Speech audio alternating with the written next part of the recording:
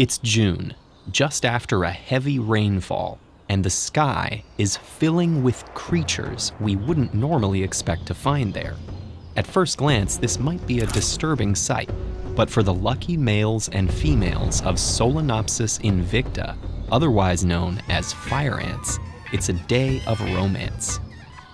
This is the nuptial flight, when thousands of reproduction-capable male and female ants, called alates, take wing for the first and last time. But even for successful males who manage to avoid winged predators, this mating frenzy will prove lethal. And for a successfully mated female, her work is only beginning. Having secured a lifetime supply of sperm from her departed mate, our new queen must now single-handedly start an entire colony.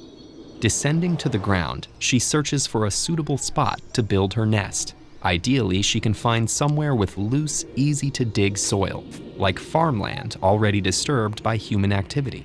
Once she finds the perfect spot, she breaks off her wings, creating the stubs that establish her royal status.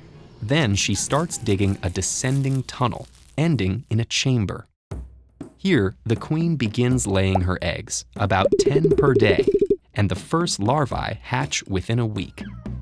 Over the next 3 weeks, the new queen relies on a separate batch of unfertilized eggs to nourish both herself and her brood, losing half her body weight in the process. Thankfully, after about 20 days, these larvae grow into the first generation of workers, ready to forage for food and sustain their shrunken queen. Her daughters will have to work quickly, though. Returning their mother to good health is urgent. In the surrounding area, dozens of neighboring queens are building their own ant armies. These colonies have peacefully coexisted so far, but once workers appear, a phenomenon known as brood raiding begins. Workers from nests up to several meters away begin to steal offspring from our queen. Our colony retaliates, but new waves of raiders from even further away overwhelm the workers. Within hours, the raiders have taken our queen's entire brood supply to the largest nearby nest, and the queen's surviving daughters abandon her. Chasing her last chance of survival, the queen follows the raiding trail to the winning nest. She fends off other losing queens and the defending nest's workers, fighting her way to the top of the brood pile. Her daughters help their mother succeed where other queens fail, defeating the reigning monarch and usurping the brood pile. Eventually, all the remaining challengers fail until only one queen and one brood pile remains. Now presiding over several hundred workers in the neighborhood's largest nest, our victorious queen begins aiding her colony in its primary goal, reproduction. For the next several years, the colony only produces sterile workers. But once their population exceeds about 23,000, it changes course. From now on, every spring, the colony will produce fertile alate males and females. The colony spawns these larger ants throughout the early summer and returns to worker production in the fall.